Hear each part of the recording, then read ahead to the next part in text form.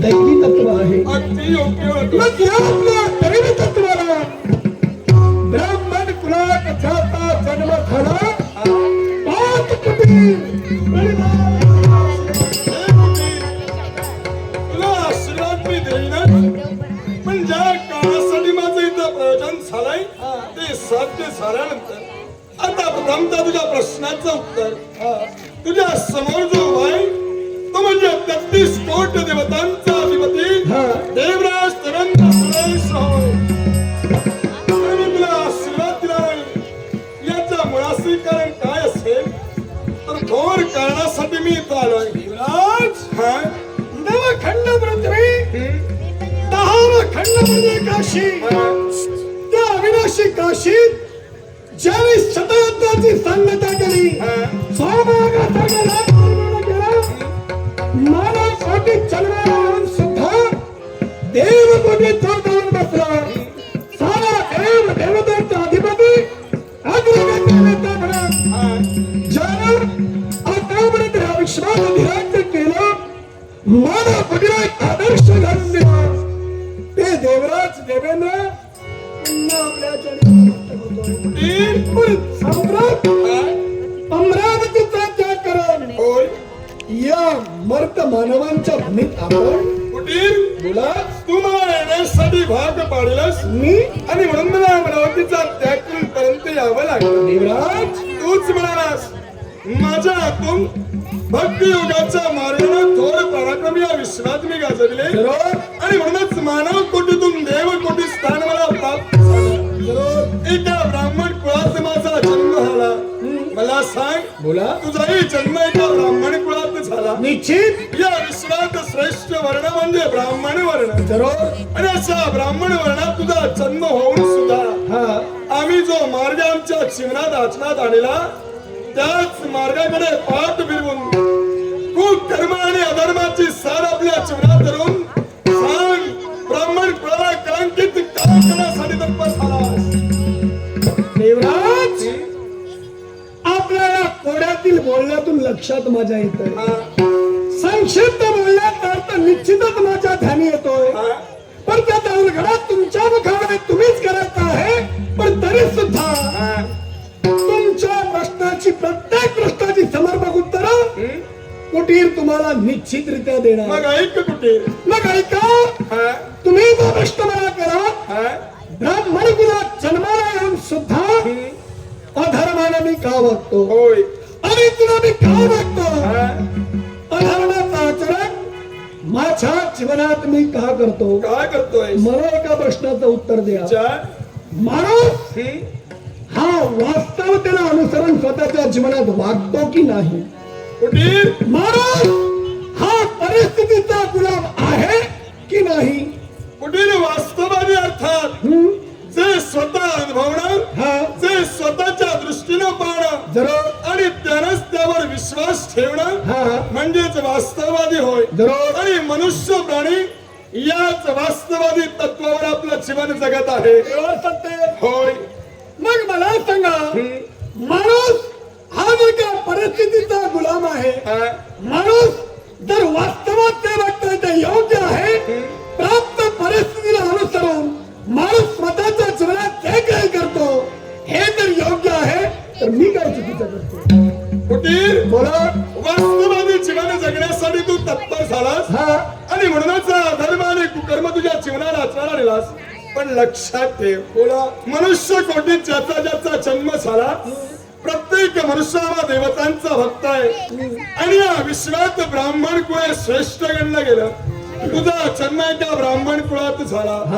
अवास्तववादी म्हणजे काय, आत्म्याला परमात्म्याचा साक्षात्कार झाल्यानंतर सुखदुःखाच्या फेऱ्यातून जो दूर जातो आणि केवळ त्या परमात्म्याच्या आसनं परमात्म्याच्या उपदेशाला आपलं जीवन जगतो तो अवास्तववादी होय. मी असं तुला का म्हणालो, तू म्हणालास की वास्तववादी जीवन तू जीवनात जगतोय, पण एका ब्राह्मण कुळात तू जन्माला येऊन सुद्धा वेश्यागमन करतो नव्हे तर दरोडे आणि ब्राह्मण कुळाला वर्ज असणारी हिंसारी तुझ्या हातून करतोय. एवढंच नव्हे तर जे कुकर्म ब्राह्मण कुळाला मानलं गेलं असं कुकर्म म्हणजे मधुरा पराक्रमी घडतोय. देवराज, मी असत्य भाष्य केव्हाही करणार नाही. हा? मी जरी अथर्वाला लागत असला तरी मी सत्यवादी आहे. हा? तुम्ही म्हणालात मी वेश्यागमन करतो, होय. सत्ता पुगार मी खेळतो हा? आणि ब्राह्मण कुळाला केवळच्या ती म्हणजे मदिरा, ती मदिरा मी प्राशन करतो. त्रिवार सत्य आहे. होय ना? मग मला सांगा बोला. काय करतोय? अधर्म हा? अधर्म तुम्ही कसा काय म्हणू शकता? कारण जे कुळाला वर्ज आहे, जे कुळाच्या धर्मात बसत नाही ते कृत्य करण्यासाठी तू तत्पर होतोयस. म्हणून तुला सांगतो मग मगात तुम्ही म्हणालात माणूस हा वास्तववादी आहे. अगदी योग्य आहे. प्राप्त परिस्थितीला अनुसरून प्रत्येक व्यक्ती स्वतःच्या जीवनात जगत असतो. मग मी जो असा वागतोय याला कारण तेव्हाची प्राप्त परिस्थिती होती. मग त्या परिस्थितीला अनुसरून माझ्या जीवनात हे वेळा करण्यासाठी भाग मी पाडलं. या कामाला चुकला. एकच जन्माने जायते शूद्राय संस्कार भवते तुझ्या वेद पठन विप्रा ब्रह्म जाणती ब्राह्मण. या शब्दानं ब्राह्मण कुळाचं वर्णन केलं जातं. जन्मतात नवजात शिशु शूद्र रूपाने जन्माला येतो. त्यावर संस्कार घडल्यानंतर द्विज म्हणजे त्याचा दुसरा जन्म होतो आणि तो कर्मयोग होय.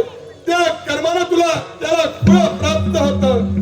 वेद पठणानं मनुष्य विद्वान बनतो आणि ज्याच्या ठाई ब्रह्मज्ञान जाण्याची इच्छा निर्माण होते तो म्हणजे विश्वातील ब्राह्मण हो. आणि असा उच्च कुळात तुझा जन्म झाला. योग्य बोलला.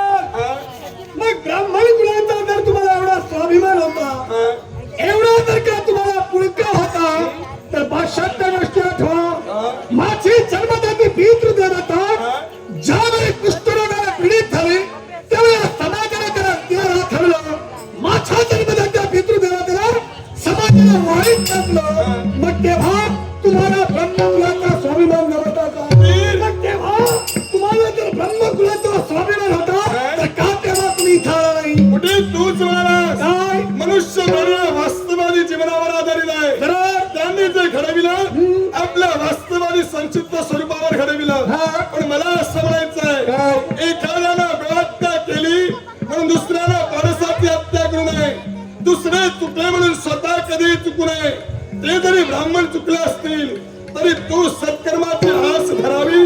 तुझ्यामुळे ब्राह्मण कुळाला जो कलंक लागतोय तो कलंक लागू नये याच्यासाठी हा देवीने तुला एकच सांगतोय हे कुकर्म धर्म थांबव. एवढंच नव्हे याच्याही पलीकडे जाऊन आणि या विश्वात म्हटलं गेलं कुकर्म आणि अधर्म ज्याची साथ माणसाने धरली तो पापाचा वाटेकरी झालाच. तुझ्याही जीवनात तेच घडलं.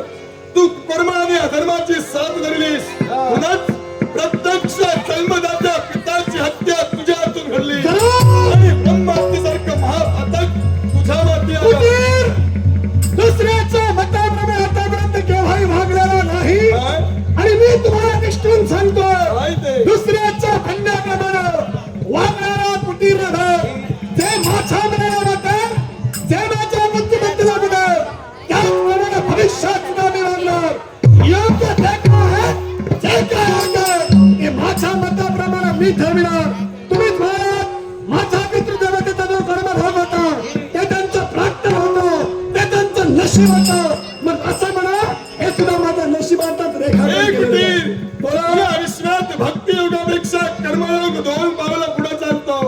आणि म्हणूनच मानवाच्या जीवनात कर्मयोगाला अधिक महत्व देण्यात आलं. तुझा जन्म एका ब्राह्मण कुळात झालाय.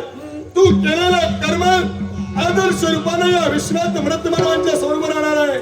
आणि म्हणून तुला सांगतोय एवढ्या पापाचंही मी तुला क्षमा केली असती पण त्याही पलीकडे जाऊन तू काय केलंस? चार वर्णातील सर्वात कनिष्ठ वर्ण म्हणजे शूद्र वर्ण. आणि अशा वर्णातील चर्म खरा एका स्त्रीशी तू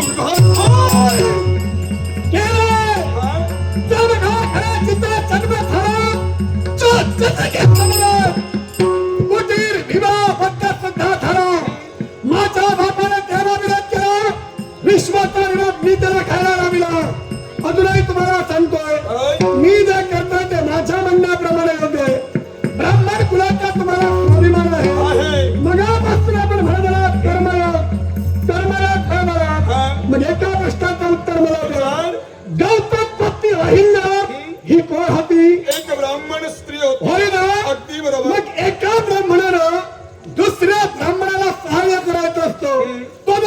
ह्यात येत असेल तर त्याला सतमार्गावर आणायचं असतं अगदी बरोबर. आणि तिचा हीन मार्गानं तो जर का भोगाची पावलं टाकत असेल तर त्याची पावलं सतमार्गाकडे कशी वळतील हे ब्राह्मणाला पाहायचं असतं. अगदी बरोबर. मग तुम्ही कोण होता? मी एक ब्राह्मण आहे. ब्राह्मणात होता ना? होय. मग कौताप पत्नी अहिल्या हिचा उपभोग तुम्ही घेतला हे योग्य होतं की अयोग्य होतं? निश्चितच ते अयोग्य होतं. होय ना?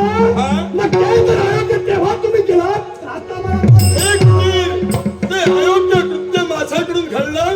त्या कृत्याचं शासन या देवेंद्रानं भोगलं. नव्हे तर देव कोटीत मला स्थान मिळून सुद्धा त्या पापाचं शालन मला करावं लागलं. हा?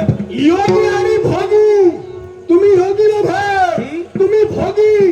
कारण योग कर्म म्हणाला ज्या स्त्री आणि पुरुषापासून समागम केलं जातं संभोग केला जातो त्यातून जन्माला येतो.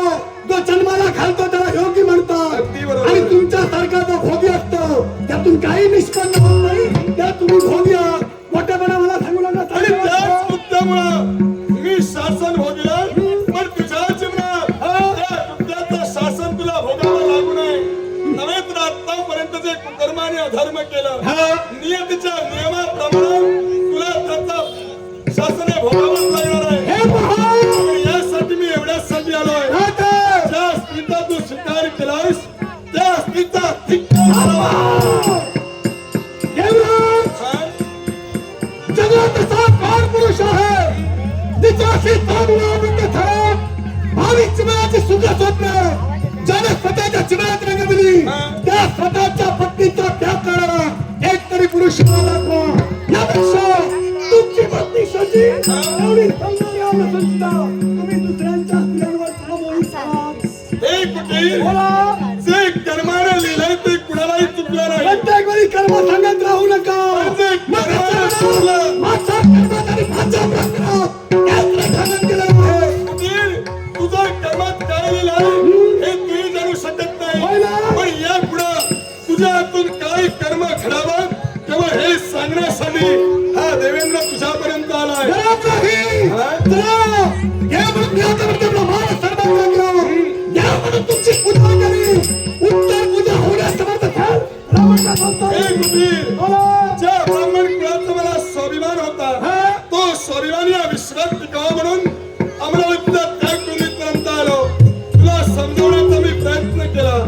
ब्राह्मण कुळाला कलंक होण्यापेक्षा ब्राह्मण कुळाचं भूषण म्हणून उर्वरित जीवन तू जगावं या सदिच्छेनं मी इथं आलो. मी ज्या पद्धतीने आतापर्यंत मागत आलो, त्याच पद्धतीने भविष्यात होता. तुला ते ऐकून घ्या नाही. तुला सांगून ऐकलं नसशील तर तुला शासन करण्यासाठी हा देवेंद्र संत तुमचा सत्याने माझ्या मुलं झाला. मी तुमची सत्ता फार पडलं.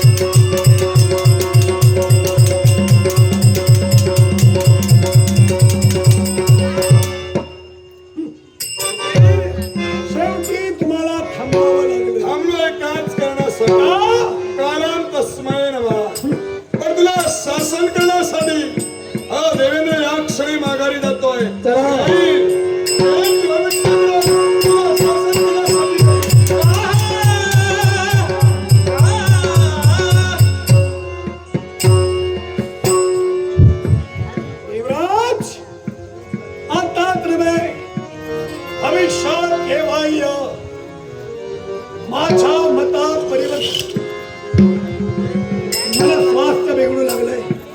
अनेक विचार माझ्याकडे थैमान घालू लागलाय. मला स्वास्थ्य माझा बिघडतंय. नाही, मला कळत आहे. मला कळत आहे कशाची, मदिरेची.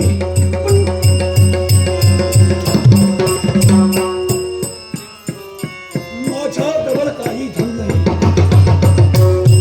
मग मला मदिरा देणार कोण? कुणी मला मदिरा देणार नाही. का माझ्या जवळ धन नाही? आहे एकच मार्ग, चंद्रिका. चंद्रिकेला निश्चित काही ना काही करायचं आहे. ते खरं मदिरा.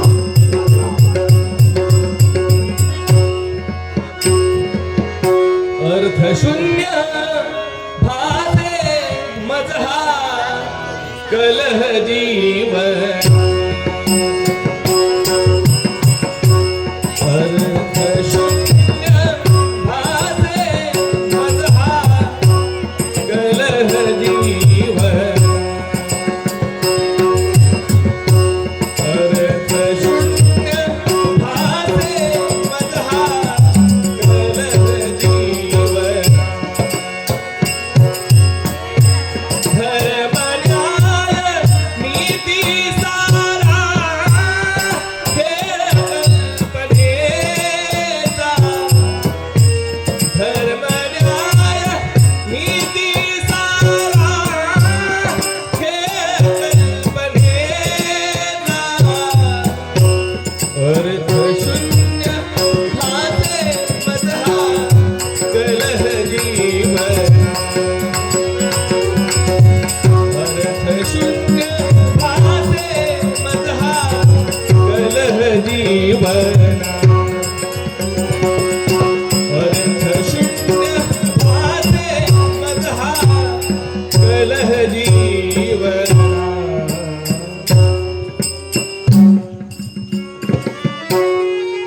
काहीच करत नाही. नाटकगो, नटव नटसम्राट लोकराजा, आपले राजा सुधीशी गर्गन यांच्या हाताने विद्यार्थ त्यांचे परमित्र सन्माननीय बाळा कुंभार यांनी माझ्याकलेचा गौरवच लाखोचा 200 रुपयात बसलाय. नटव नटसम्राट लोकराजा सुधीशी गर्गन यांच्या हातमेला चिरशांती लाभो अशी गणेशाची प्रार्थना करते. सन्माननीय बाळा कुंभार यांचे आभार मानते. दत्तमने स्वरूप राणे यांनी देखील माझ्या कलेचा गौरवच लाखोत बसलाय. स्वरूप राणे यांचे आभार मानते. पारितोषिकाचा आनंदाने स्वीकार करते. त्याचमुळे आमचे मित्र आणि एक नाट्यप्रेमी यांनी देखील माझ्या कलेचा गौरवच लाखोत बसलाय. आमचे मित्र एक नाट्यप्रेमी यांचे आभार मानते. पारितोषिकाचा आनंदाने स्वीकार करते. त्याचप्रमाणे मयूर संतोष गावडे, मयूर संतोष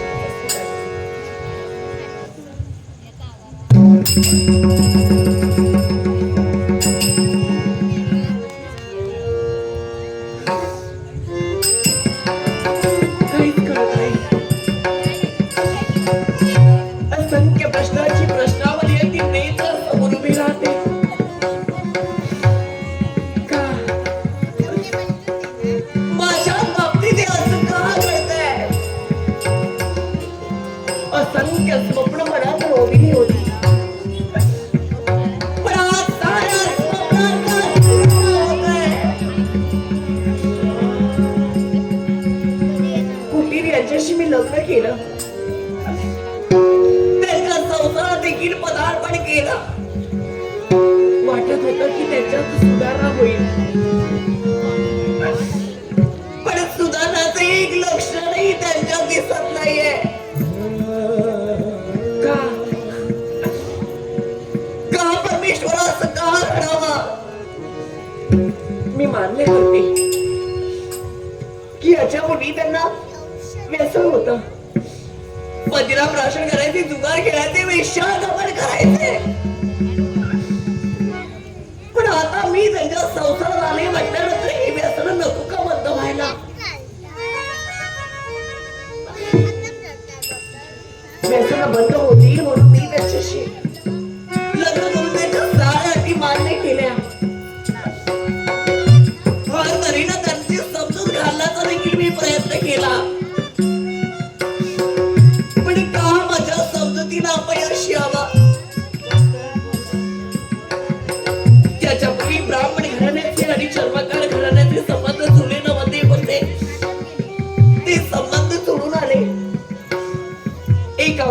ब्राह्मण घराण्यात मी स्पृश्य म्हणून आले, सून म्हणून आले. पण तेव्हा माझं जे कर्तव्य होतं ते प्रत्येक कर्तव्य मी पूर्ण करते. पण कुठे यांच्या स्वभावात का बदल होऊ नये? घरात सौभाग्य अवस्थी स्त्री असताना देखील वेश्यागमन का करावं? तेव्हा कोण अशी स्त्री आहे रे की स्वतःच आपण दुसऱ्या स्त्री सोबत शय्यात होतो? कुणाला सहन होईल? नाही परमेश्वरा, मी ते नाही सहन करू शकत. एक मी मदिरा भाषण केलं म्हणून सहन करेल. चोरी लुटमार केली तरी मी ते मान्य करेन. पण परत स्त्री सोबत शय्यास नाही मी सहन करू शकत. तेव्हा नाही मी सहन करू शकत. तुझ्याजवळ एकच प्रार्थना करते. आतापर्यंत प्रत्येक वेळी मी दुःख भोगत आले रे, पण मनात आशा रोवली ती केवळ सुखाची. का मला सुख मिळू नये? का परमेश्वरा ही चंद्रिका दुर्दैवी ठरावी? नको, माणसाला दुःख द्यावं रे, पण ते दुःख सहन करण्याची ताकद देखील द्यावी. स्त्रीला सहनशीलता म्हणतात, पण आज ते दुःख सहन करण्याच्या पलीकडे गेलंय. का माझ्या निदेशा जीवाला घोर लागलाय? का निशिदिनी तळमळत्या जीवाला, निशिदिनी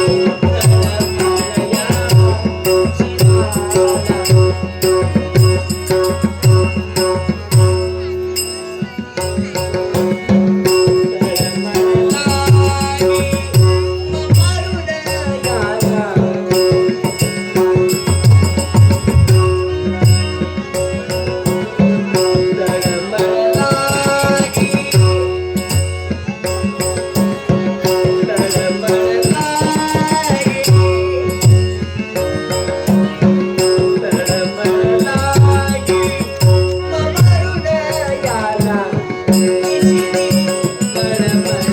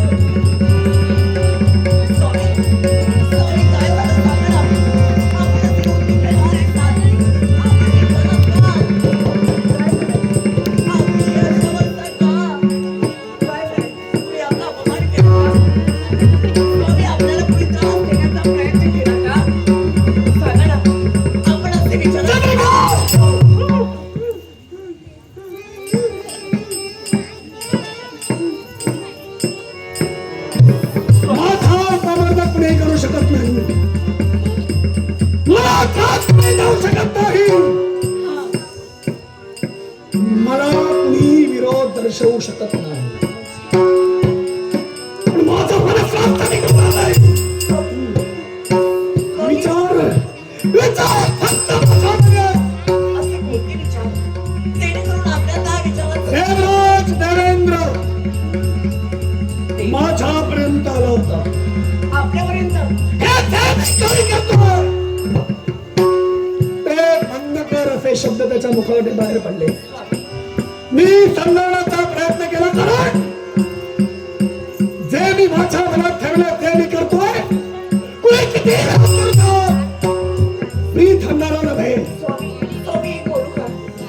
अहो देवेंद्र महाराजांनी आपल्याला जे काही कदर केलं ना, आपली जी काही समजूत करण्याचा प्रयत्न केला ना, ते मला तरी वाटते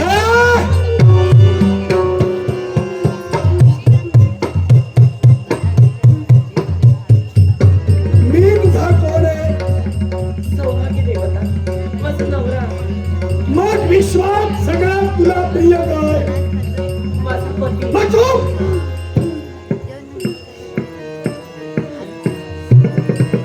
समजावण्याचा मी त्याला प्रयत्न केला. सांगत ऐकलं नाही. शाब्दिक संघर्षाला रूपांतर युद्धात झालं आणि गेला तो पळून गेला आणि काय म्हणाला? पुन्हा छावणी येईल त्यावेळी माझा कर्तव्य मी परिपूर्ण करेन. तुला याचा विश्वास नाही वाटत का? अगं भोगी तो मला का शासन करणार? तो मला शासन करू शकतो का? नाही ना.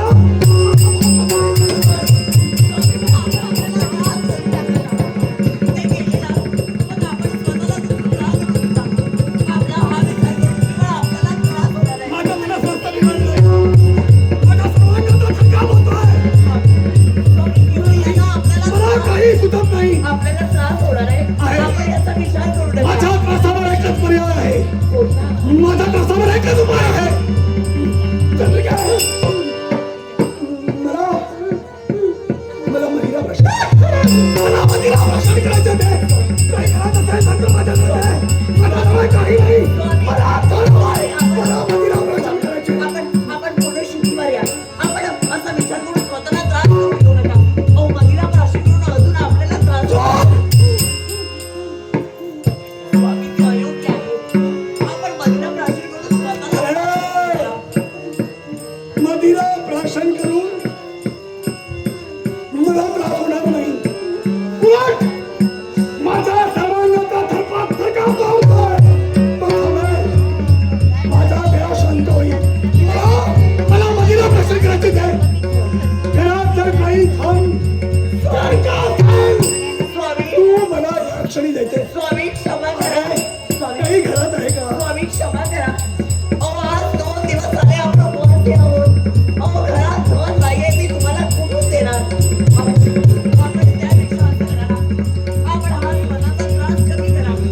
मदिरा प्राशन करण्याचा सोडून द्या. मला स्वास्थ्य माझा बिघडलेला आहे.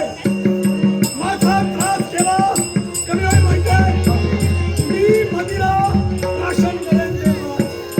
बाकी कशाने अहो पण घरात मला होणारा त्रास थांबणार नाही. हे मला काही माहिती नाही. स्वामी घरात मला मदिरेसाठी धन हवंय. स्वामी घरात काही नसतं तर मी कुठून आपल्याला देणार? अहो धन नाहीये, धान्य नाहीये, काहीच नाहीये. आज 2 दिवस झाले आपण उपवासी आहोत. असं असताना मी तुम्हाला काय देऊ शकते? आपण त्यापेक्षा विचार करा. आपण काही ना काहीतरी जरूर आहे. कुठला कुठं काहीतरी ठेवलं असेल. माझ्या अनेक दिवस याच्या मी दरोडा घालण्याचा प्रयत्न केला होता. त्यातील काही ना काही धन शिल्लक असेल. ते मला हवं. स्वामी ऐका. त्याच्यापूर्वी जे होतं ते सारं धन मी तुम्हाला दिलं.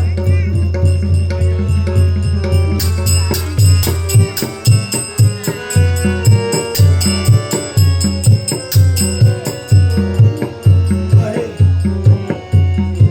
मदेवीची जी दृशा मला लागली ना, ते दृशा शांत होईल. दृशा माझी शांत होईल. स्वामी असा विचार का आहे अहो घरात काहीच धन नाही, मी कुठून देणार तुम्हाला? माझ्यावर विश्वास ठेवा. आहे चंद्रिका आहे. कुठं आहे? फक्त ते तुझ्या जवळच आहे. माझ्याजवळ? ते तू मला जायचंस. स्वामी आतापर्यंत जे होतं ते सारं धन मी तुम्हाला दिलं.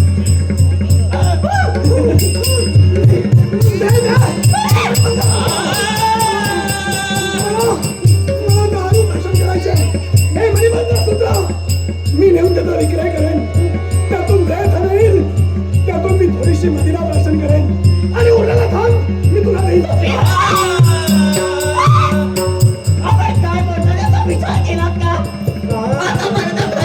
जे धन होतं ते सारं धन मी तुम्हाला दिलं. कोणत्याच कर्तव्यात मी तुम्हाला थांबविलं नाही. तुमच्या प्रत्येक शब्दात मी होकार देता नाही, कदापि शब्द बोलला नाही. पण आज आपण का बोलण्यासाठी तत्पर झाला? हे माझं परिपंगसूत्र मी आपल्याला देऊ आणि आपली तृषा शांत करू. अहो, हे मंगळसूत्र म्हणजे काय आहे आपल्याला?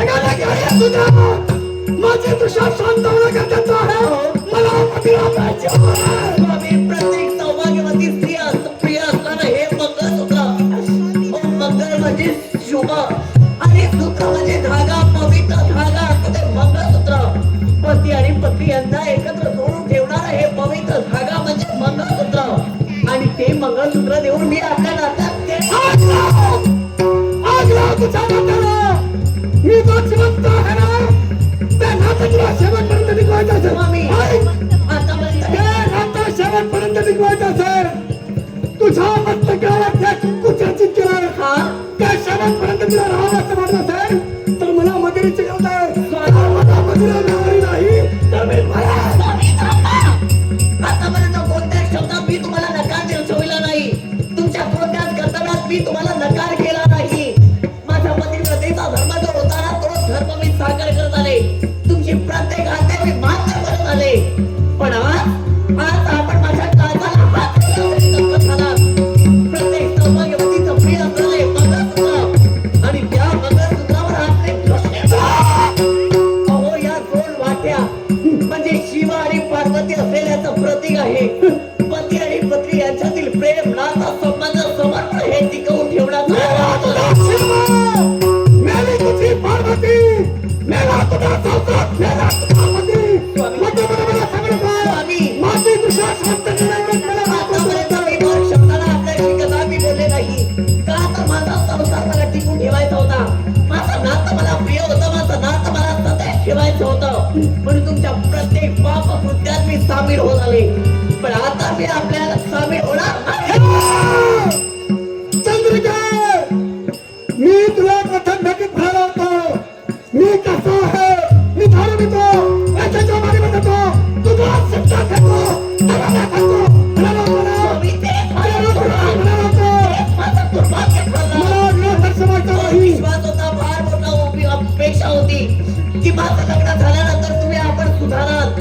आपलं नातं टिकविण्यासाठी हे सारं सोडाल. म्हणजे आग लागू दे तुझ्या नात्याला. नातं तेव्हा टिकतं जेव्हा त्या नात्याची गरज दोन्ही बाजूनी तेवढी नसते. मला नात्याची गरज आहे पण तुला नाही. स्वामी. मी जिवंत राहो.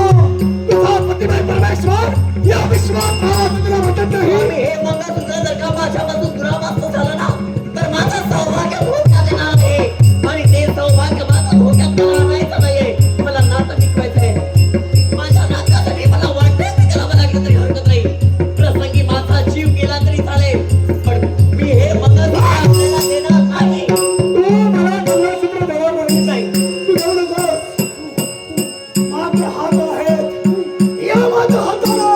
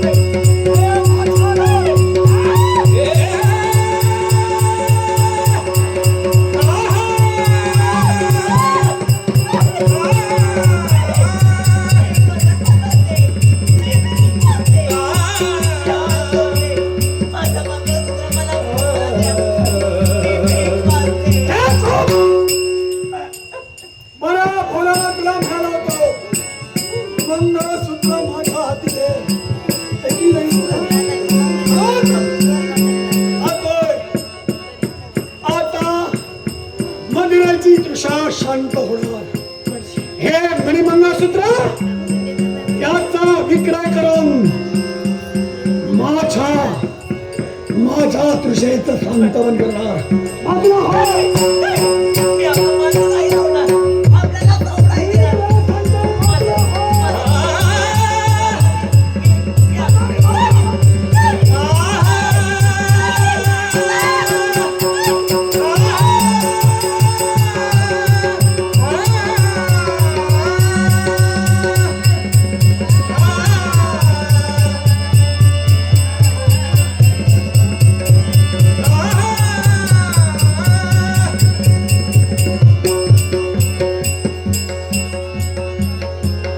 मला विरोध तुम्ही दर्शवू शकत नाही. छान मला विरोध केला. आता शेवट मी केलेला आहे. मंगळसूत्र मला मिळालंय.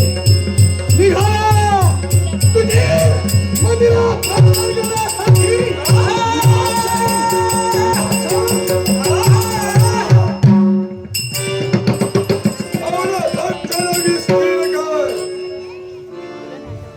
मला थांब म्हणून सांगणारा कोण आहेस तू? यक्ष तुझ्या समोर उभा आहे.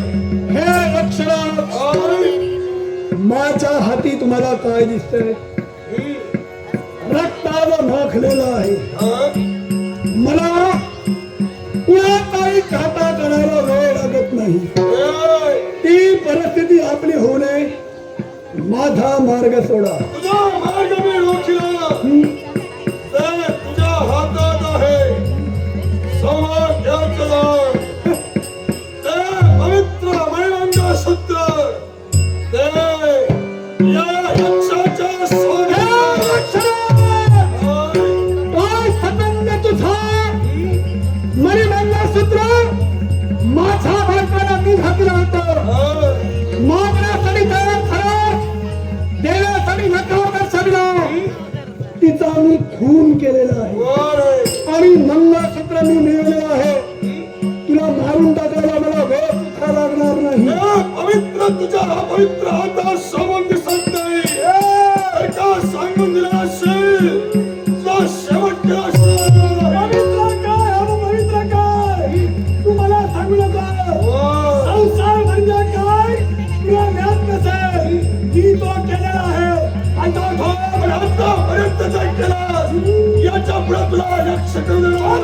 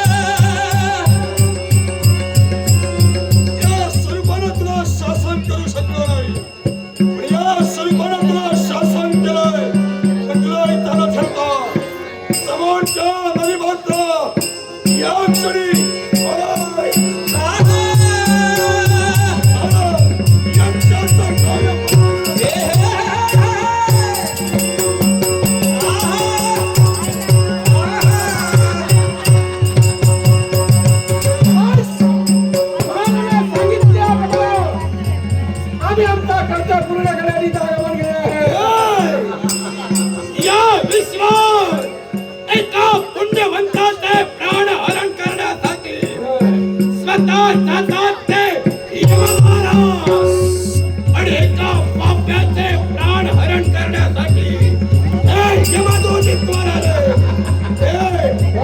हा तुला तो पापी कुठं दिसतो? सगळं मी निरीक्षण करतोय, कुठेही मला प्राणी मात्र दिसत नाही.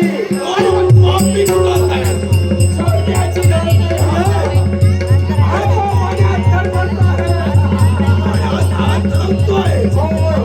याचे प्राण आपण घेऊन जायचे. त्याला तिथं नेलं पाहिजे. होय. चल, चल या. या पाशाचे प्राण घेऊन यम महाराजांपर्यंत जायचं आपल्याला. होय, होय, होय.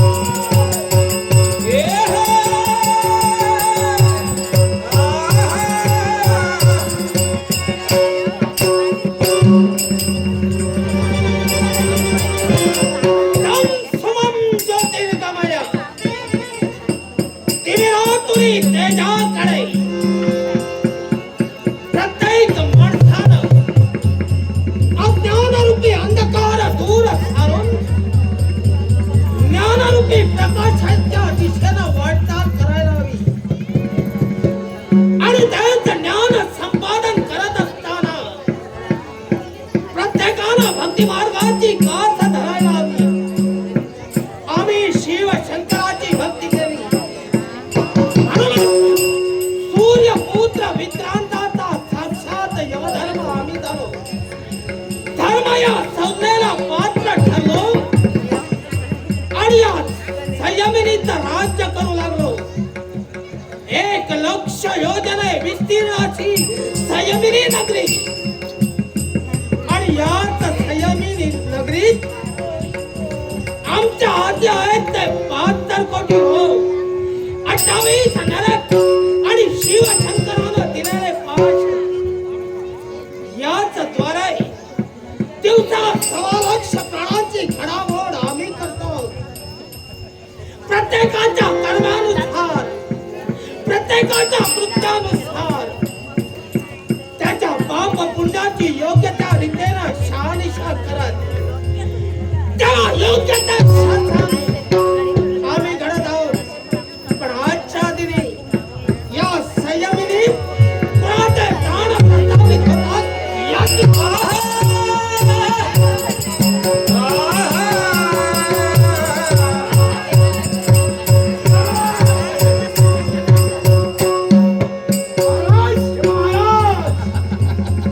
आशीर्वाद असू द्या. यशस्वी झालं.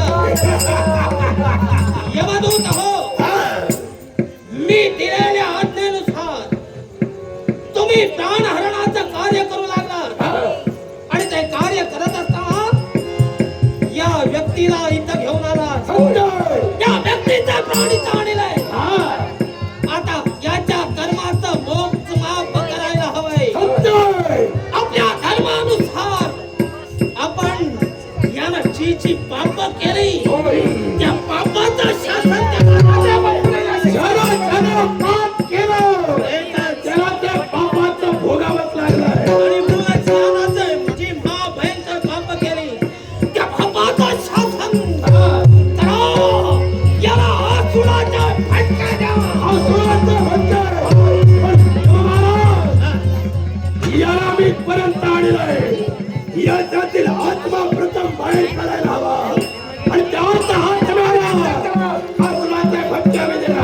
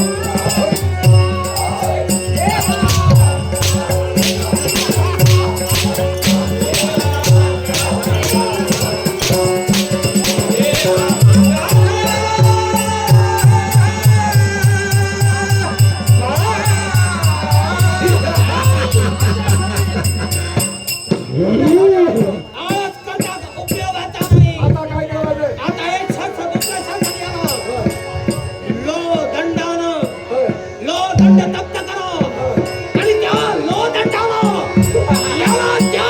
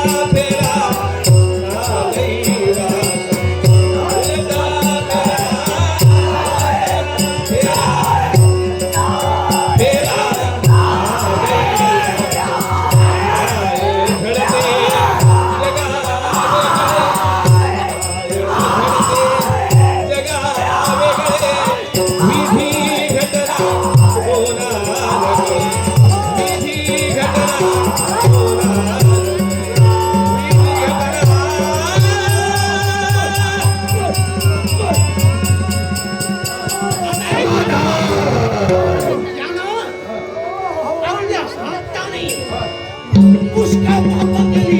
होय, ज्या हाताने यानं हत्या केली त्या हात कलम करा तोडाच्या ते हात. ज्या हाताला आचरणे पाप केली त्या पायाला गेला. तुला काय वाटलं? हे तुझे हात आम्ही आता छाटणार.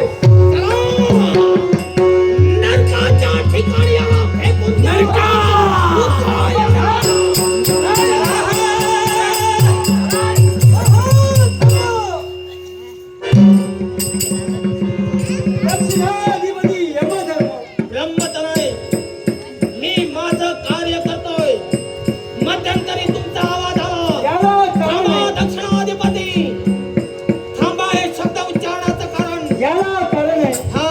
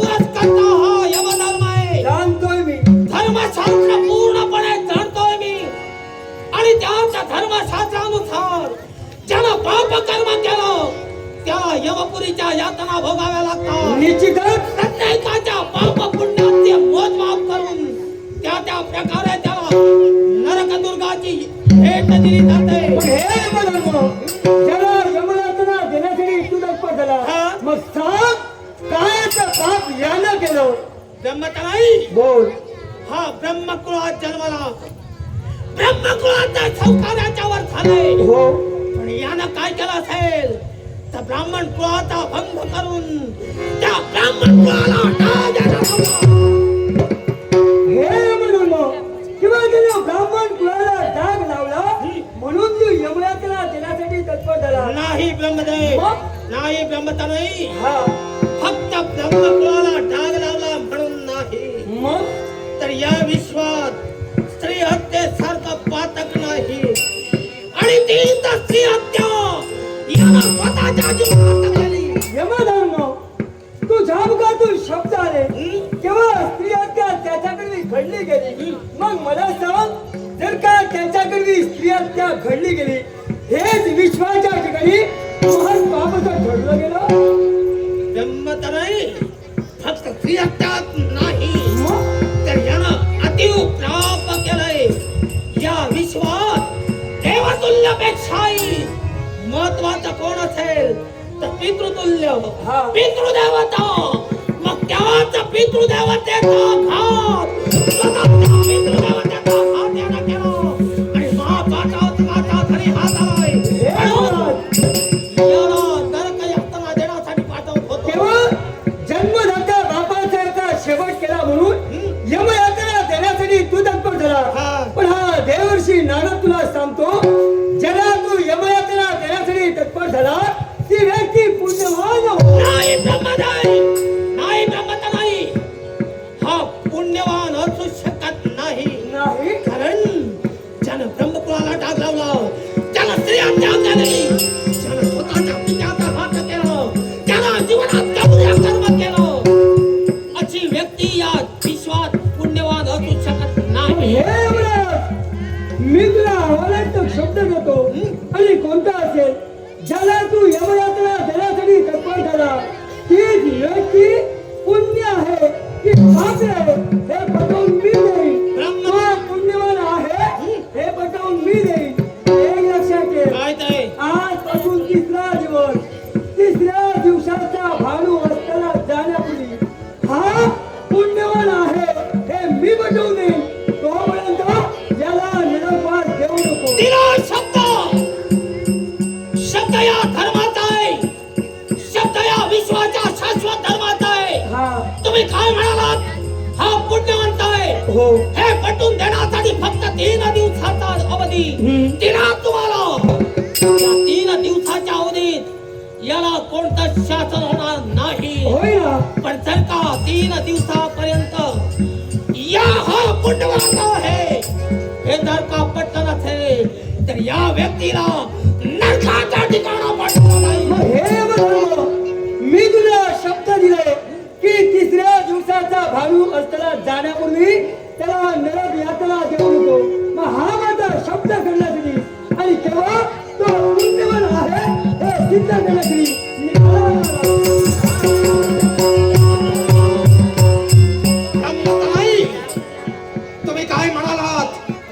ही व्यक्ती पुण्यवान आहे नाही, कारण ही संयमिनी आणि आता संयमिनीला विश्वकर्मानं निर्मिलेले 4 महाद्वार, या 4 महाद्वारात प्रत्येकाच्या कर्मानुसार त्याचा प्रवेश होत असतो. जो पुण्यवंत असेल त्याला पूर्वद्वारातून प्रवेश मिळत असतो. जो महापापी असेल त्याला दक्षिण द्वारातून प्रवेश मिळत असतो. जो ज्ञानवंत असेल त्याला पश्चिम द्वारातून, आणि जो साधारण अति ज्ञानवंत असेल, साधारण ज्ञानवंत असेल त्याला उत्तर द्वारातून, हा जर का पुण्यवंत असेल मार्ग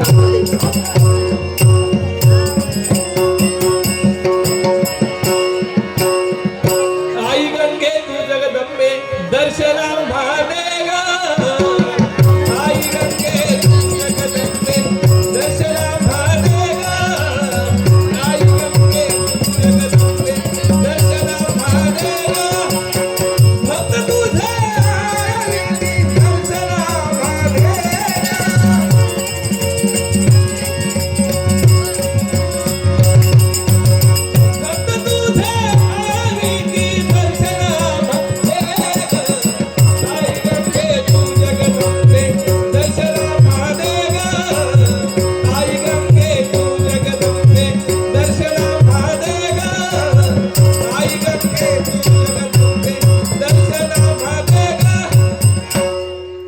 वरम रोही माझ्या प्रिय भक्त आणि भक्तांना या गंगा मातेचा एकच आशीर्वाद प्रत्येकाच्या घरात सुख शांती समृद्धी नांदेल इडापिडा टळेल असा या गंगा मातेचा शोभंगर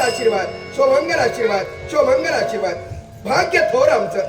आणि म्हणूनच स्वर्ग लोकीची ही गंगा भूतलावर अवतरली. याच्या मुळाशी कारण काय तर राजा भगीरथ आपल्या 60,000 पूर्वजांना मोक्ष मिळवून देण्यासाठी अघोरसी तपश्चर्या केली. त्या देवतेला प्रसन्न करून घेतलं आणि देवादेव शंभू महादेवांच्या आशीर्वादानं ही गंगा स्वर्ग लोकीची गंगा भूलोकी अवतरली. पण भोलेनाथाने विचार केला जर ही गंगेचा प्रवाह या धर्तीवरून वाहू लागला तर त्या धरती मातेला सहन होणार नाही. आणि म्हणूनच हा संपूर्ण विश्वाचा विचार करून सृष्टीचा विचार करून येणारं संकट टळावं म्हणून त्यांनी या गंगेला आपल्या जठेत समाविष्ट करून घेतलं. आणि माझी सुद्धा इच्छा होती की त्या देवतेतील सर्वश्रेष्ठ देवता लयाची लयकर्ती देवता देवादेव महादेव यांची धर्मपत्नी बनण्याचं भाग्य मी एक स्वप्न पाहिलं होतं. ते स्वप्न पूर्ण होण्याची समीप वेळ आली होती. आणि म्हणूनच त्या देवतेच्या आशीर्वादानं ज्या जठेत या गंगेला त्यांनी सामावून घेतलं त्या दिनापासून ही गंगा देवादेव शंभू महादेव यांच्या पवित्र चरणाची सरकेणी म्हणून या विश्वात वावरू लागली, या धरणे मातेवर वाहू लागली. आणि म्हणूनच साऱ्यांच्या इच्छा आकांक्षा परिपूर्ण करण्यासाठी पाप मुक्त करण्यासाठी ही गंगा सदैव तत्पर आहे. ज्या भक्तांनी माझी एक निष्ठेने भक्ती केली त्या भक्तीचं श्रेय म्हणून ज्या भक्तांना माझ्या गंगेच्या उदकात ज्यांनी स्नान केलं त्या भक्ताच्या जीवनातील सारी पाप नष्ट होऊन त्याला पुण्य प्राप्ती होत असते असा देवादेव शंभू महादेवांनी दिलेला आशीर्वाद. आणि तो आशीर्वाद सत्य करीत असताना ही गंगा आपल्या भक्तांच्या पाठीशी सदैव तत्पर असते. म्हणूनच साऱ्या भक्तांना पुन्हा एकदा आशीर्वाद देऊन ही गंगा माता भक्तांच्या पाठीशी ठामपणे उभे राहण्यासाठी कटिबद्ध आहे. गंगा माता अवतरली,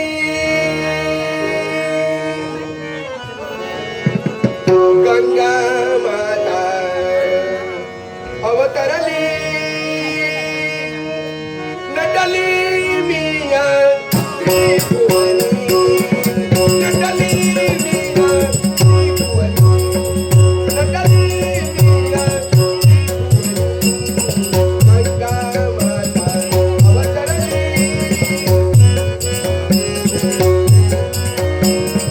गंगा माता, गंगा माता, गंगा माता अवतरली, नटली मिया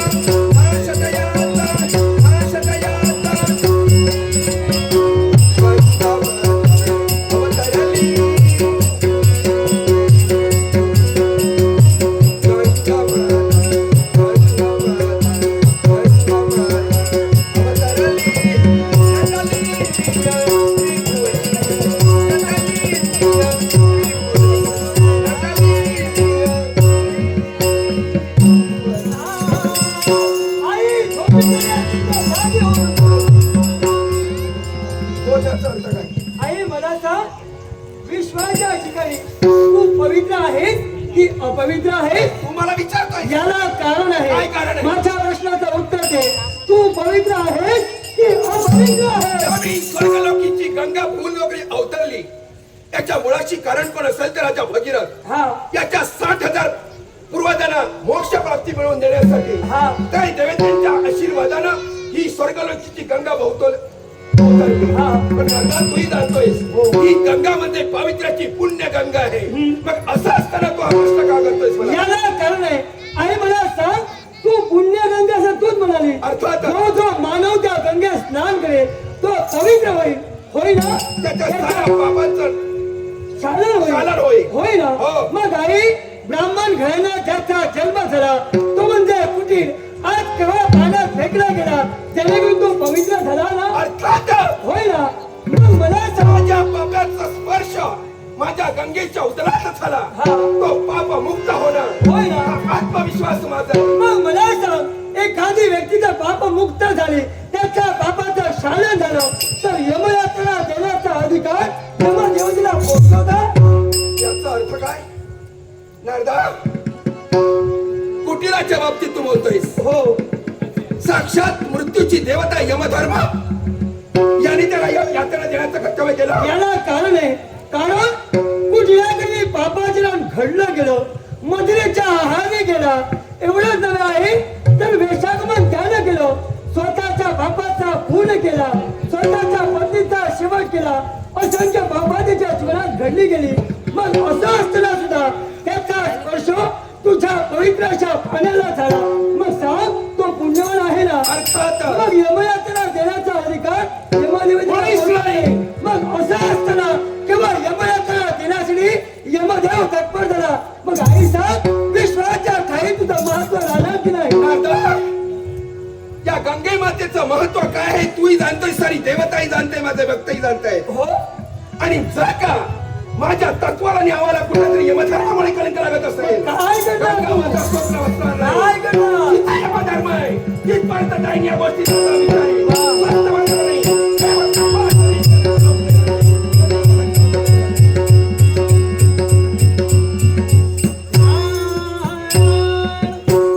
नाटक हो आमच्या कलेश्वर दशावतार नाट्यमंडळाचे हितचिंतक कैलासची लोकराजा सुधीरजी कैंगण यांच्या आठवणीत्यार्थ सन्माननीय बाळा कुंभार त्याचवेळी माझ्या कलेचा गौरव करण्यासाठी लाखनाथ पाठवले नटवर्य नटसम्राट लोकराजा सुधीरजी कैंगण यांच्या आत्म्यात चिरशांती लाभो अशी ईश्वराची प्रार्थना करून आमच्या कलेश्वर दशावतार मंडळाचे हितचिंतक सन्माननीय बाळा कुंभार यांचे आभार मानून त्याचा आनंदाने स्वीकार करतो तसेच सन्माननीय स्वप्नील गावडे युवा शेतकरी राणा रायवाडी याचवेळी लाखनाथ पाठवले सन्माननीय स्वप्नील गावडे युवा शेतकरी राणा रायवाडी यांचे आभार मानून त्याचा मनपूर्वक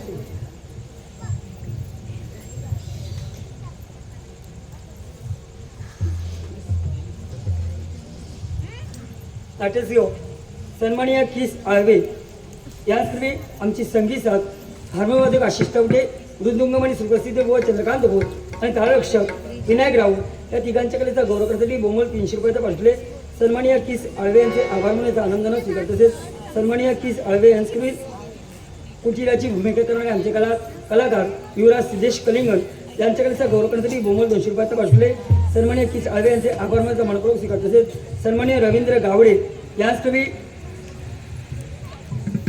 कुटीलाची भूमिका करणारे आमचे कला युवराज सिद्धेश कलिंगण यांच्याकडेचा गौरव करण्यासाठी लाखमागचा पाठवले त्यांचे मनपूर्वक आभार तसेच नटवर्य नटश्रेष्ठ कैलासजी लोकराजा त्यांच्या आठवणीप्रित्यर्थ सन्माननीय बाळा कुंभार यांच्यापूर्वी यमदूताची भूमिका करणारे आमचे कलाकार रोहित नाईक यांच्याकडेचा गौरव करण्यासाठी लाखमागचा पाठवले त्यांचे आभार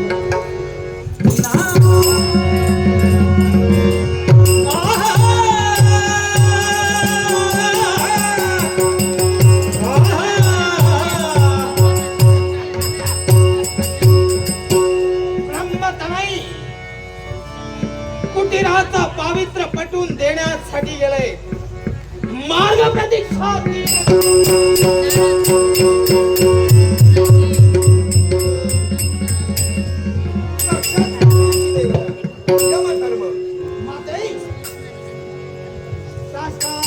शिवमंगल आशीर्वाद माते या संयमिनी पर्यंत आपले ना याच्या मुळाशी कारण आहे हा यमधर्म आज ही गंगा माता तुझ्यापर्यंत आली हा हा त्याच्या मुळाशी कारणच तू आहेस मी हो तो कसा काय मला एका प्रश्नाचं उत्तर दे सांग प्रतिदिनी 1.25 लाख प्राण्यांची भलामण करण्याचं कर्तव्य तुझं आहे हा हा प्रत्येक मानवाचं 1.25 लाख प्राण्यांचं प्राणहरण करणं ही सर्वस्व जबाबदारी तुझी आहे. योग्य म्हणालीस प्रतिदिनी 1.25 लाख जीवांची घडामोड हा विश्वाचा साक्षात धर्म करतोय होय ना मग माते त्या आमच्या कार्यापासून आम्ही केव्हाच परावृत्त झालो नाही मी जाणते. असं असताना आपलं येणं आणि आपण आम्हाला प्रश्न विचारणं काय म्हणायचं याला हे मी जाणते यमधर्मा हं?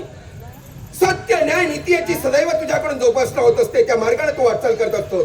कधी अधर्माचं आचरण केलं नाहीस, म्हणून धर्म या संस्थेला तू पात्र ठरलायस. मग मला सांग, जो पापी आहे त्याला डोक्यात शासन करत असताना त्याला तू नरकवास भोगत देत असतोस, होय ना? जो पुण्यवान आहे, जो देवादेव शंभू महादेवांचा भक्त आहे, त्याचे प्राण तू कैलासी नेत असतोस. जो वैकुंठीचा नारायण याचा भक्त आहे, त्याचे प्राण तू वैकुंठात नेत असतोस. मग मला एका प्रश्नाचं उत्तर दे. ब्राह्मण कुळात त्याचा जन्म झाला, तो कुटीर नाम ब्राह्मण, त्याचा कायसा अपराध होता आणि म्हणून त्याला असह्य यातना देण्याचं कर्तव्य केलं. माताई, तूच म्हणालीस विश्वाचा धर्म प्रस्थापनेसाठी तू झटतोस. मग माते, हा प्रश्न तुला पडावा याचा आश्चर्य वाटतंय आणि तुझ्या प्रश्नाचं उत्तर मुळापासून देतोय. माताई, या विश्वाची घडी सुरळीत चालावी म्हणून अर्थातच प्रत्येक जीव जंतूच्या पाप पुण्याची शहानिशा करायला मिळावी म्हणून ब्रह्मदेवानं 11,000 वर्ष तपचारणा केली आणि तीच तपचारणा सुरू असताना ब्रह्मदेवतेच्या काकेतून चित्रगुप्ताची निर्मिती झाली आणि विश्वकर्मा देवतेनं त्याच चित्रगुप्त आला अग्रसंधानी नामक चोपडी दिली. ती दिव्य चोपडी प्रत्येक मानवाच्या कर्माचा हिशोब ठेवत असते आणि त्याच हिशोबानुसार हा विश्वाचा शाश्वत धर्म आपलं कार्य करत असतो. मग त्या दिव्य अग्रसंधानी नामक चोपडी आपल्या मध्ये पाहत चित्रगुप्ताच्या सांगण्याप्रमाणे मी जर का या कुटीराला शासन दिलं, मी कुठं चुकलो? जाणते मी, पण मला सांग, चित्रगुप्ताच्या नोंदणीच्या चोपडीप्रमाणे तू त्याची चाचपणी केलीस आणि तो पापी आहेस ठरविलास आणि पापी सिद्ध झाल्यानंतर तू त्याला नरकवास देण्यासाठी तत्पर झाला. निश्चितच. मग यमधर्मा, काय जो मर्त मानव त्याचे प्राणहरण करण्याचं कर्तव्य तू करीत असताना तो पापी किती आहे, पुण्य किती आहे याची चाचपणी प्रथम तू करत असतोस. कदाचित कुटीर हा तुझ्या नोंदवही चोपडीप्रमाणे पापी निघाला आणि त्याला नरकवास देण्यासाठी सिद्ध झालास, पण त्या अगोदर त्याने केलेल्या पापाचं शालन झालं की नाही हे सुद्धा पाहणं तुझं कर्तव्य. जी व्यक्ती दक्षिण द्वारातून येते ती पापीच असते. हा विश्वाचा नियम आहे, हे विधीचं विधान आहे. दुसरी गोष्ट, त्या अग्रसंधानीत ज्या ज्या व्यक्तीची नोंद होते त्याच्या पूर्व कर्मानुसार तिथं सारं उमटलेलं असतं, तेच आम्ही पाहत असतो आणि त्यानुसार पुढील कार्य करत असतो. हे तुझं कार्य करीत असताना तो कुटीर तुम्हाला नदीच्या पात्रात सापडला होता, विसरू नका. आणि ज्या नदीच्या पात्रात तुम्हाला तो सापडला याचाच अर्थ या गंगेचा स्पर्श त्याला झाला होता. त्याने केलेला पाप या गंगेच्या स्पर्शानं सारं धुवून निघालं होतं आणि तो पापमुक्त झाला होता. आई, गंगेत स्नान केल्यानं म्हणजे तुझ्या दिव्य जलानं स्नान केल्यानं पापमुक्त होता येत नाही असं म्हणत नाही, पण केलेल्या कर्माचा हिशोब प्रत्येक व्यक्तीला आपल्या जीवनात किंवा पुढील जीवनात द्यावाच लागतो. हे विधीचं विधान तू विसरते. जाणते मी, पण तरी सुद्धा यमधर्मा मी तुझ्यापर्यंत आले याच्या मुळाशी कारण सुद्धा देव तत्व आहे. देवतत्व? हो. मग ते माझा तत्व सुद्धा पाहिजे तू पाहिजे टुडील नाहीस, ते देवतत्वाला कलंक लागणार तो आहे. कसा नाही? जर का गंगेच्या स्पर्शानं कुटीर पापमुक्त झाला असेल आणि पुण्यवान म्हणून ठरत असेल आणि जर का त्याला नरकवास ऐवजी त्याला स्वर्गवास प्राप्त होत असेल तर आपल्या देवतत्वाला सुद्धा कुठेतरी नाही.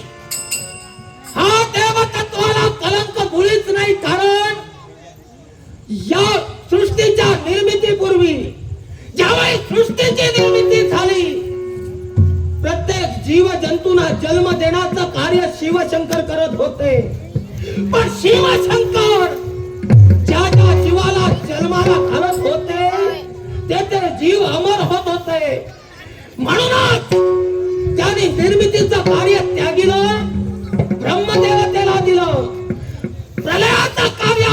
हाती घेतलं. पण तेच प्रलयाचं कार्य करत असताना शिवशंकराने एक वृत्त जाणलं की यापुढे जो कला निर्माण होणार त्या प्रत्येक कलानं एक वेगळा मार्ग द्यायला हवा. म्हणून ज्यावेळी विश्वात कला निर्माण झाला त्याच कलाला आम्ही दूर सारिताच आपल्या जवळ असणारे 5 त्याने आमच्या जवळ दिले.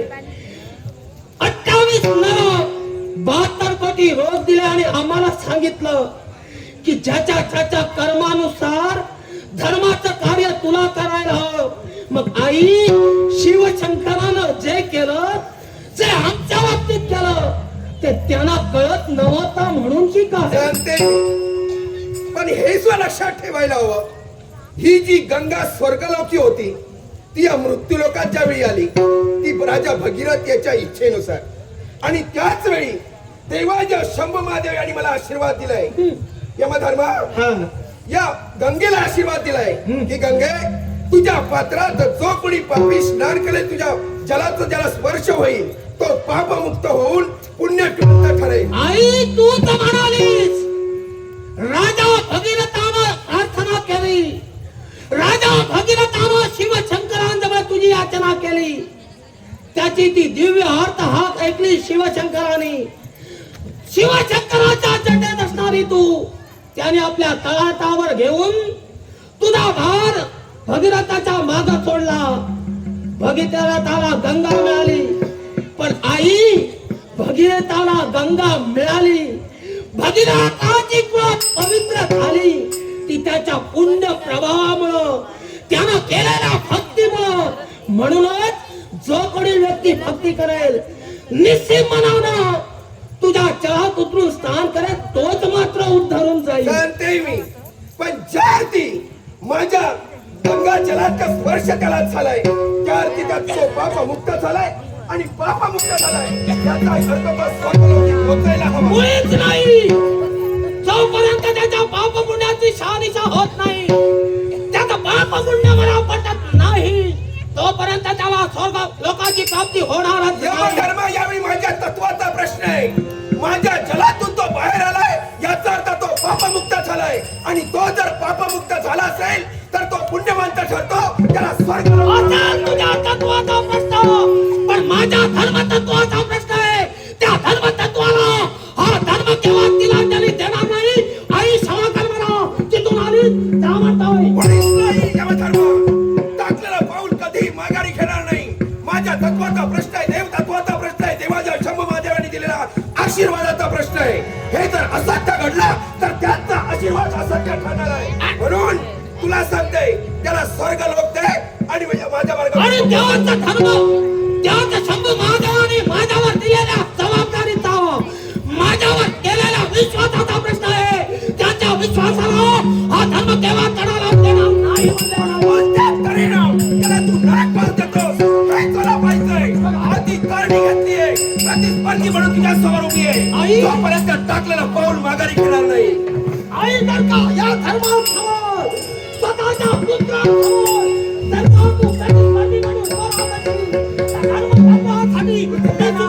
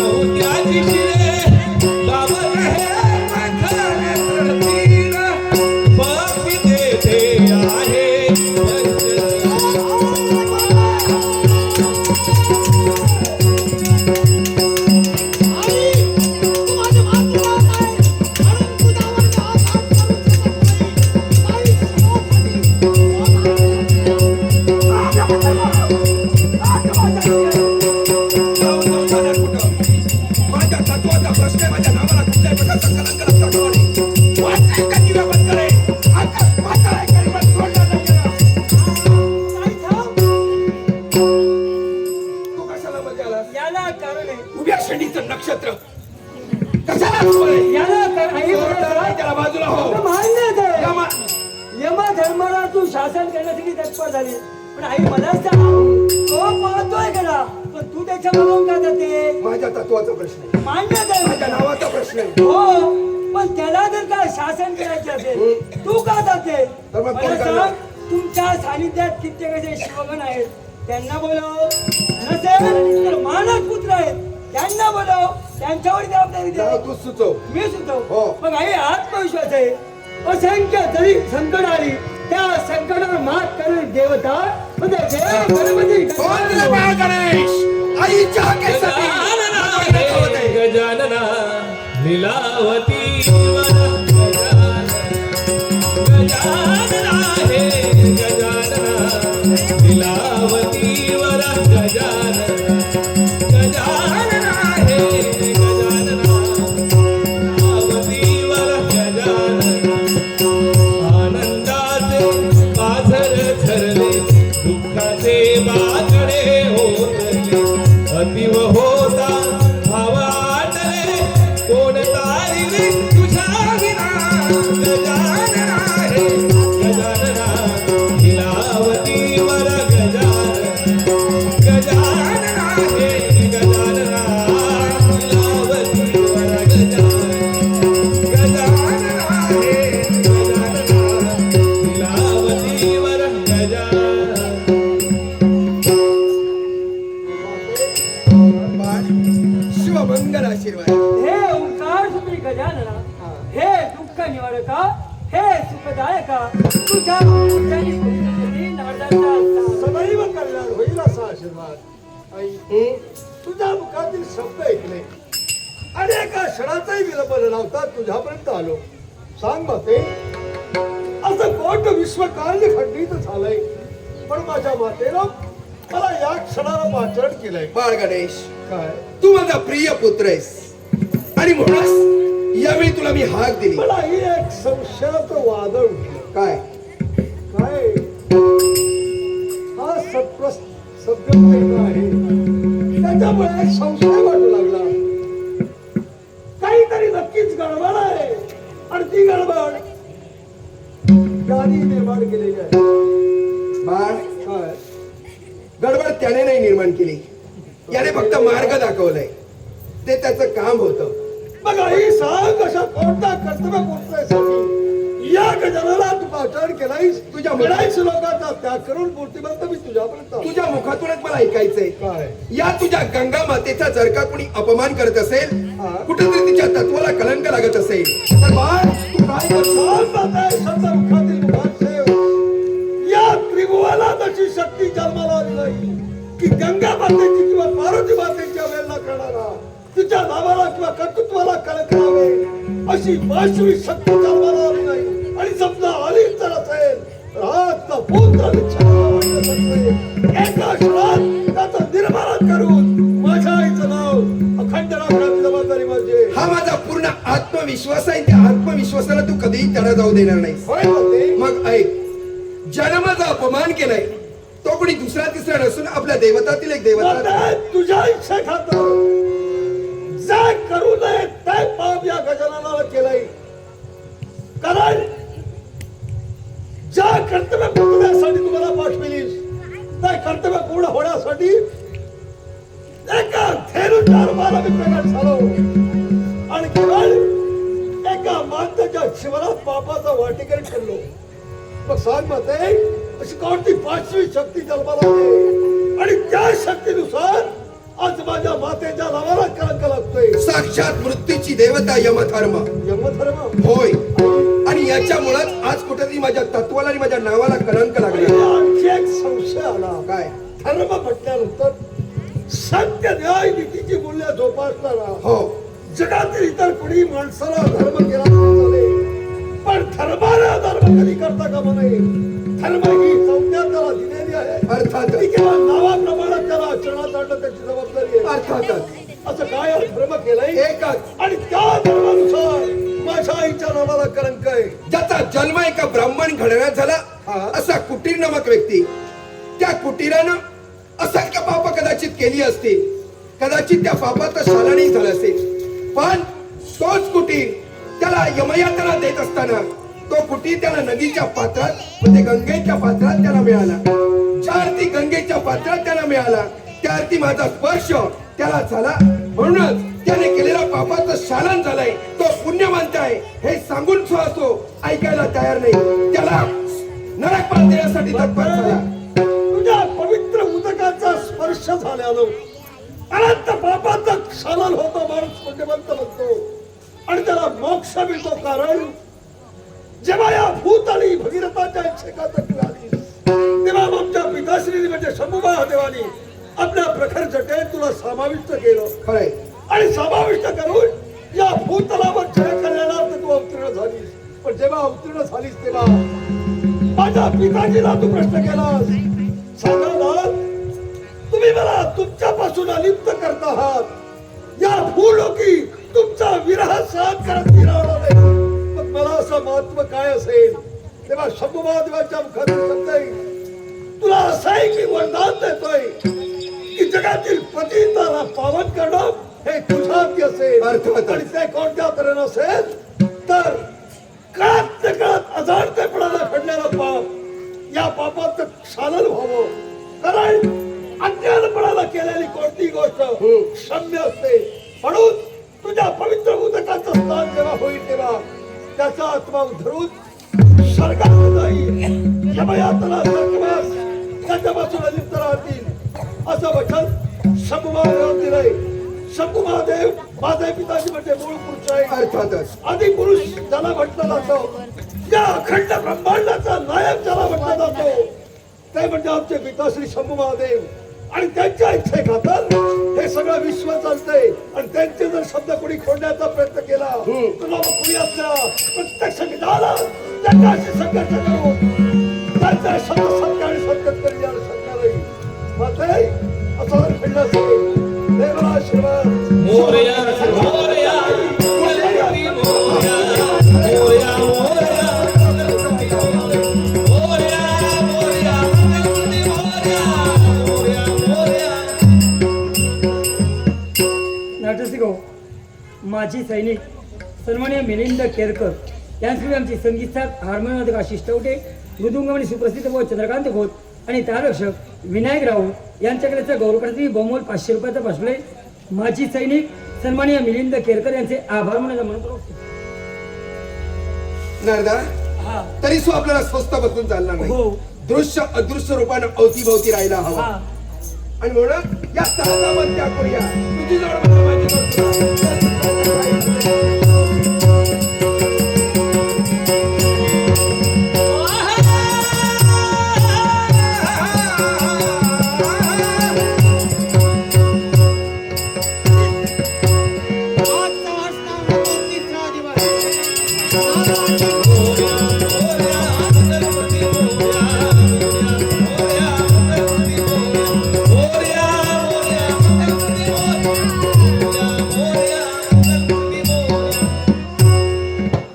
दक्षिणाधिपती दंडपाणी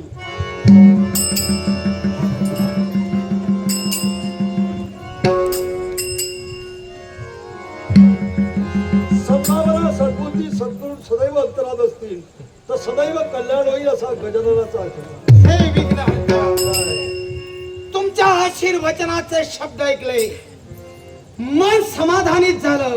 आम्हालाही परमानंद झाला. पण- कारण तुम्ही आमच्या चरणी नतमस्तक झालात. हा या तुमच्या धर्मपणाची जाण आम्हाला झाली. पण आश्चर्य एकाच गोष्टीचं वाटू लागलं.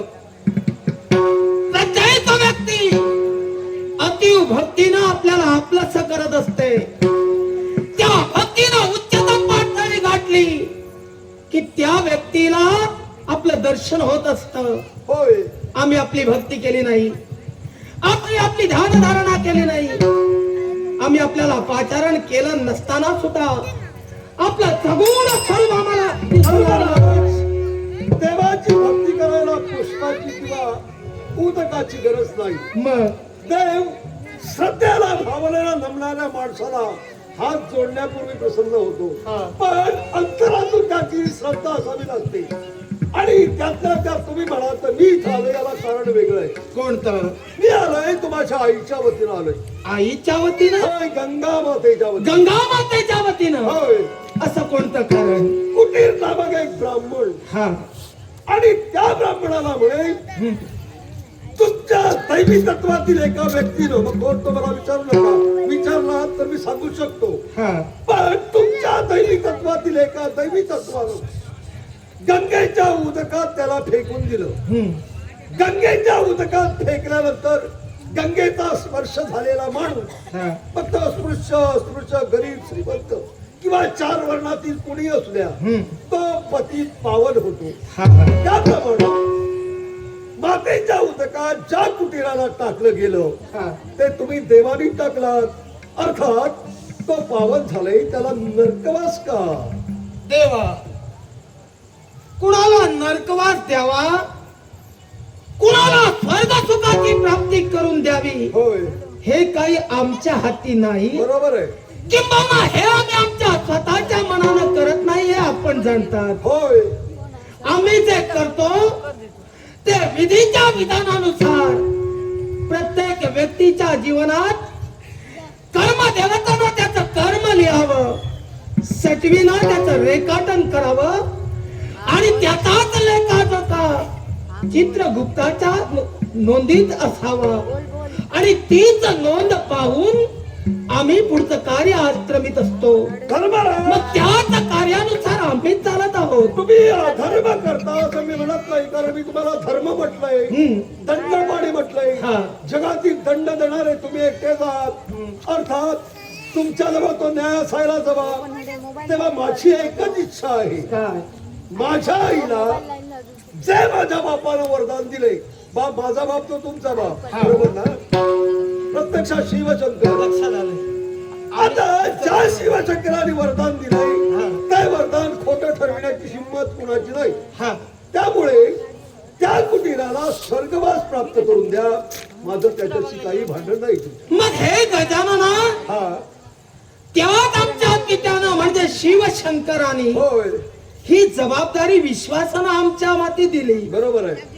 मग तोच विश्वास आमच्यावर असणारा त्यांचा आम्ही तोडावा असं आपलं मत आहे का? तुम्ही विश्वास तोडावा अशी माझी इच्छा नाही. मग जर का त्या कुटीराला आम्ही पुण्य प्राप्ती करून दिली तर त्याने दिलेल्या कार्यात आम्ही कचुराई केली असं होत नाही का? धर्मराज, तुम्ही कसुराई केली असं तुम्हाला वाटतंय, पण हे सत्य आहे.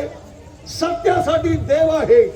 मग मला सांगा, चित्रगुप्ताच्या नोंदणीप्रमाणे सटविनेला एकाडलेल्या भालपटाप्रमाणे तुम्ही सगळं करता. मग सती सावित्रीला सत्यवानाचे प्राण तुम्ही घेतलात आणि पुन्हा सत्यवानाचे प्राण त्याच्या देहात सोडलात, तेव्हा माझ्या बापाला विचारलात की तुमच्या बापाला? गजानना, बुद्धीची देवता तुम्ही आहात. या विश्वाचं पूर्ण कालचक्राचं ज्ञान तुम्हाला आहे. होय, ते मी सांगावं असं नाही. बरोबर. मी निश्चितच जाणतोय माझ्यापेक्षा किती पटीनं तरी ह्या विश्वाचं ज्ञान तुमच्या उदरात सामावलेलं आहे. तुमचं म्हणणं बरोबर आहे. हा. मी नाही म्हणत नाही. हा. हे एकच उदाहरण नाही, अशी पुष्कळ उदाहरण आहे. होय ना? आणि 1000 वेळा तुम्ही असं केलं. मग तुम्ही- तेव्हा पुन्हा देवाला तुम्हाला विचारण्यात मग तुम्ही सावित्रीचा- माझ्या आईच्या बाबतीतच आहे का? मग तुम्ही सावित्रीचा प्रश्न उपस्थित केला म्हणून मला असं बोलावं लागलं. सावित्रीचा प्रश्न कारण चुकीचा आहे. सावित्रीचा जे आम्ही केलं ते आमच्या मुखातून कुणी वधवलं हे तुम्हाला ज्ञात आहे. आम्ही जो सावित्रीला आशीर्वाद दिला तो ब्रह्मदेवतेचा आशीर्वाद होता हे तुम्हाला ज्ञात आहे. सावित्रीचा पती सत्यवान जीवित झाला हे विधीचं विधान होता हे तुम्हाला ज्ञात असताना तुमच्या म्हणण्याप्रमाणे त्या विधीचं विधान हा. होतं. पण तुम्ही आताच बोललात प्रत्यक्षात शिवशंकरांनी जबाबदारी दिली आहे. ती जबाबदारी जर मी पूर्ण केली नाही तर विश्वासघात केल्याचं महापातक आहे. अर्थात. तेच विश्वासघाताचं पातक सावित्रीच्या वेळेत तुमच्या माती लागलं नाही का? कारण हे मला विचारायचंय. ते का केलं, कशासाठी केलं हे नाही मी त्या विचारलं. विधीच्या विधानानुसार सारं घडलं आणि आता जे आम्ही घडवतोय ते चित्रगुप्ताच्या नोंदणीप्रमाणे घडवितोय यात आमचा दोष आहे असं आम्हाला तरी वाटत नाही. विधानासारखं होतं आणि आता नोंदणीसारखं. प्राणहरणाचं कार्य 1.25 लाख प्राणाची घडामोड करण्याचं कार्य त्या संधाननीत त्याचं पूर्ण विवरण असतं हे तुम्हाला ज्ञात आहे. धर्मराज मला परवान सांगू नका. मला माझ्या आईसाठी तुम्हाला कुटीराला स्वर्गातच ठेवावं लागेल आणि कुटीर जर स्वर्गात राहिला नसेल तर मला वाटेल त्या थराला लावावं लागलं. गजानन, तुमच्या शक्तीची पूर्ण कल्पना आहे मला, पण या धर्माच्या शक्तीची पण कल्पना असेल तुम्हाला, धर्माच्या कार्याची पण कल्पना असेल तुम्हाला. ज्या कार्यानं मी मंडित झालो, त्या कार्यासाठी मी माझं जीवन वाहिलं, त्या कार्यासाठी मी माझं पाऊल पुढे टाकलं, त्या कार्यापासून मी केव्हाही परावृत्त होणार नाही, कुटीराला पुण्यप्रभा प्राप्त होणारच नाही. आणि हा जर तुझा मनोदय असेल तर हा घड्याळ तुला विचारत असतो. जोपर्यंत कुटीराला स्वर्ग प्राप्ती होत नाही तोपर्यंत मी माझ्या गणेश लोकात पुरुष जाणार. जर का तू गणेश लोकात जात नसतील तर हे माझं भाग्य असेल. या माझ्या संयमिनी 1 लक्ष योजना असा माझा संयमिनीचा विस्तार. या संयमिनीत तुझं आदरानं प्रस्तावित मी तुला करेन. मी इथं गंमत करायला नाही आलो, माझ्या आईच्या इच्छेसाठी आलोय. जेव्हा गंमत म्हणून येईल ना तेव्हा खुशाल राहील. एवढ्यासाठी जर हे घडलं नसेल तर या धर्माला ते नाही धडी काय म्हणजे तू मला आव्हान करतोय, तुझं आव्हान मी स्वीकारतोय. त्या तत्वाला मंडित झालं, त्या तत्वाच्या पुण्याईवर मी जगातील हरिहर परब्रह्मचारी तरी माझ्या बापाच्या शब्दाच्या सगळ्यासाठी आणि आईच्या वचनाच्या पुत्रासाठी त्याला नमूद माझा संकल्प आणि त्याच्या दिलेल्या कर्तव्यासाठी पाप पुण्य तुझी रे हाती, पाप पुण्य तुझी रे हाती, धर्माची कुपूर्ती, हो धर्माची कुपूर्ती. आहा भज सोडली नातारा, कर्म बसली दुसरा, पाप पुण्य तुझी रे हाती, धर्माची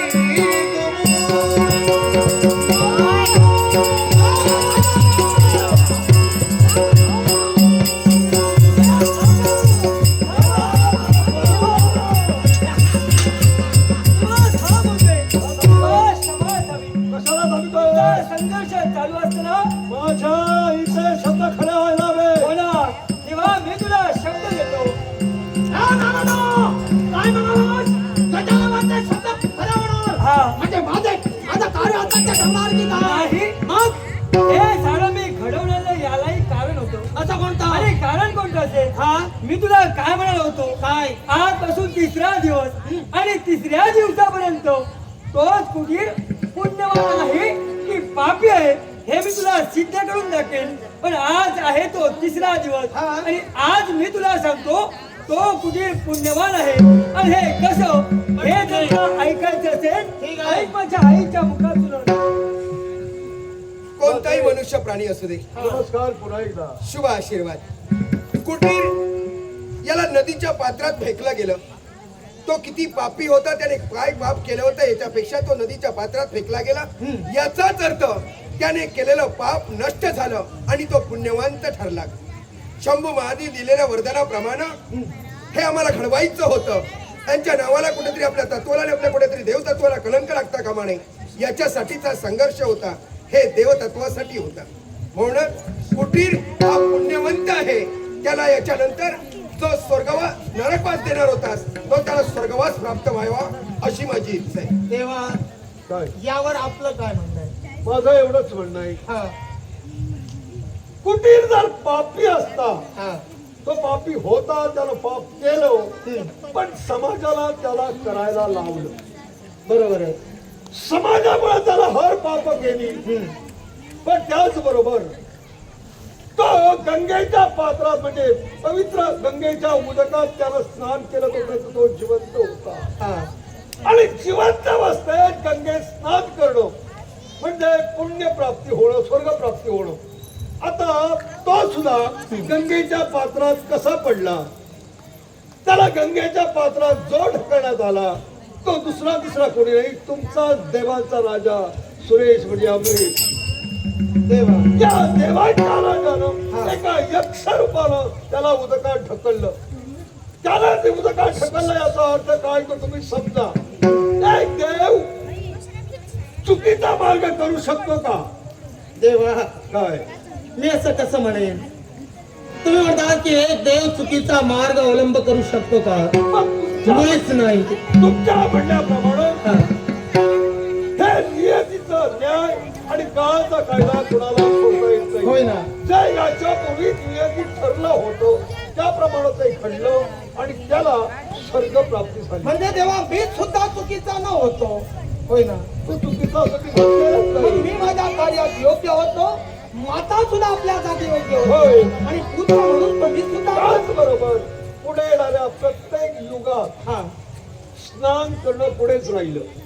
पण आता मी तुम्हाला सांगतोय, हा माझ्या आईच्या उदकाचा एक थेंब जरी उदरात गेला तरी स्नान करण्यापूर्वी त्याचा उद्धार होऊन तो स्वर्ग प्राप्तीलाच जाईल असा माझा आशीर्वाद. म्हणजे देवा गंगा मातेचा एक जलधाचा एक थेंब जरी एखाद्या व्यक्तीला त्या थेंबाचा स्पर्श झाला तरी त्याच्या अनंत पातकांचा नाश होऊन तो पुण्यात्मा ठरेल आणि उद्धरून जाईल.